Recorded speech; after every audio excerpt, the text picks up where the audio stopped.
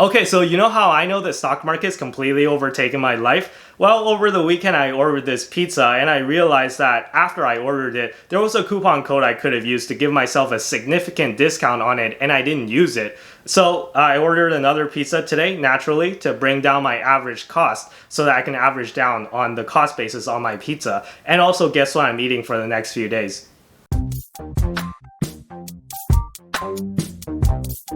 Okay, but we're not here to talk about pizza today. Today we're talking about the next big opportunity that I potentially see in the stock market. So if you've been paying attention recently, you would know that we're at all-time highs in the stock market right now. And deals are getting harder and harder to find. Back then when I started buying RioCan, it was at like $14 per share, and I said it was undervalued, and I made that one video where I said I was putting $10,000 into it, and I think it's safe to say I've done pretty well on it since then. But I think it's not valuable to dwell on past victories. I think it's time to move on. So today we're talking about the next big opportunity that I'm willing to sink $10,000 into. So today we're going to talk about what that stock is, of course, my bullish thesis on it, and yeah, let me know if you guys agree down in the comments. So before we begin, a reminder that you can find this stock today on Wealthsimple Trade and get a $10 bonus while you're at it after you deposit and invest your first $100. Or get a $50 bonus when you sign up and invest your first $500 with Wealthsimple Invest. Now anyways, let's move on. So, alright, what is this stock? What is the next big $10,000 opportunity? Well, it is Nikola Corporation, ticker symbol NKLA. And I'm just joking, guys. Come on, I got you. Can't believe you guys fell for that. Okay, in all seriousness, it is Barrick Gold, ticker symbol ABX, if you're buying it in Canada. So it's actually dual listed on the TSX and in the New York Stock Exchange. So if you're buying it in Canada, it is ABX. If you're buying in the US, it is ticker symbol GOLD, so GOLD. So it's very easy to remember. Okay, so first of all, what is Barrick Gold though? So Barrick Gold Corporation engages in the exploration, mine development, production, and sale of gold and copper properties. It has ownership interest in producing gold mines that are located in Argentina, Canada, Ivory Coast, and I'm not going to read all of them. Basically, it's a bunch of different countries all over the world, as you can see. So they do have some copper mines as well, although that's only a very small proportion of their revenue, as their full last year for the end of 2019, it was only about 4% of their total revenue that came from copper, and the rest came from gold. So Barrick just released their investors presentation and their Q3 2020 results not too long ago. I thought it would be nice to talk about those in more detail and how things are going. So I'm not going to spend too much time talking about things that are going on in their specific mines, because that's what they spend a lot of time on talking about in their Investors Day presentation. However, for the sake of time, I'm not going to go through each and every single one of them, but I'll just give you guys some highlights on how the company as a whole is doing.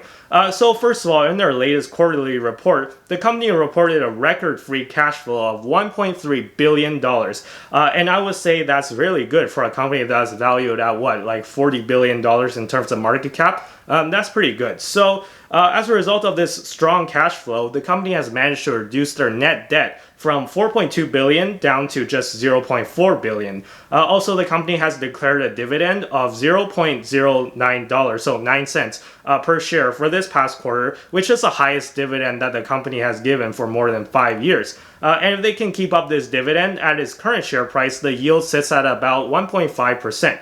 And lastly, the company has also beat earnings expectations 3 out of the 4 quarters, and analysts are expecting them to perform even better in the coming few quarters. So if everything goes well, you can probably expect that dividend to actually go up from here. My point is that overall, I think Barrick Gold is in a very good financial shape right now. However, that's actually not my bullish thesis and not the main reason why I'm buying this stock. So being a gold miner, the main bet is actually a bullish bet on gold prices. So what happens with gold mining companies is that they dig up the gold from their mines and then they sell it onto the open market. So regardless of how well the company is run, their margins and profits are largely dependent on gold prices, on the price of of gold itself. So, you guys know I'm not a big fan of commodity-based businesses, and I've said this in the past, but in this particular circumstance, I do think that there's more room to run for gold prices. So looking at a 5-year chart for gold prices, you can see that the vast majority of the time leading up to the start of 2020, gold was just kind of trending sideways and not really going anywhere. And then 2020 hit, and then the US government passed the $2.2 trillion stimulus bill called the CARES Act. And then something like a big stimulus bill is obviously going to help with gold prices, because when you create a bunch of money out of thin air, well, it's going to inflate fiat currency, right? It's going to inflate the dollar, and people are going to flee into assets like gold, silver, or possibly Bitcoin, which can't be inflated, right? So which are assets that you can't just print more of. And you can bet that there will be a second stimulus bill. So I know for those of you who have been following the news on the stimulus bill, it seems like it's never going to happen, right? It's been dragging on for such a long time. The Democrats want a big bill in the range of around $2 trillion, while the Republicans are only willing to come up to around $500 billion. But I think that both parties can actually agree that a second stimulus bill is needed. So you can bet that there will be a second stimulus bill, and it will be at least another $500 billion in size. So not to mention that it's not exactly a secret that governments around the world have been buying gold for years already, and this demand is only expected to increase given the uncertainty brought up by the pandemic. So I know Barrick Gold is on a downtrend at the moment. If you look at a 3-month chart, the stock has not performed well. And I think that the main reason for all of this is because the attention has been focused on the broader stock market, right? So I'm talking about the big high-flying tech stocks and the EV stocks. If you just think about what's happened in the stock market for the past 3 months, I think that in comparison, gold has been flying under the radar, right? So if you think medium to long term, though, I do think that there could be a potential upside for gold.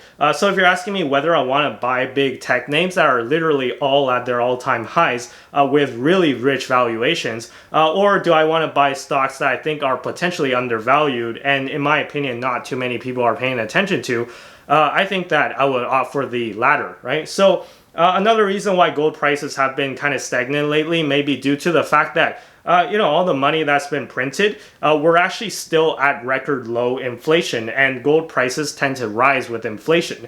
So if you think about it, it makes sense, right? We're all still stuck in lockdown, most of us, and the pandemic has not really gone away. In fact, it's flared up again in a major way. So we're in the midst of like a giant second wave of the Roni situation.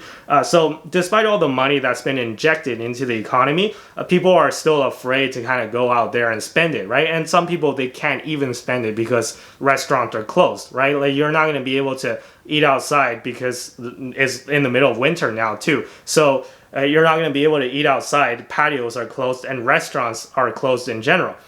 So yeah, I think that people are just afraid to spend money, or they just don't have like the typical avenues to spend money. You can't even travel even if you wanted to. So once we get the vaccine going, though, I think travel demand is going to pick back up.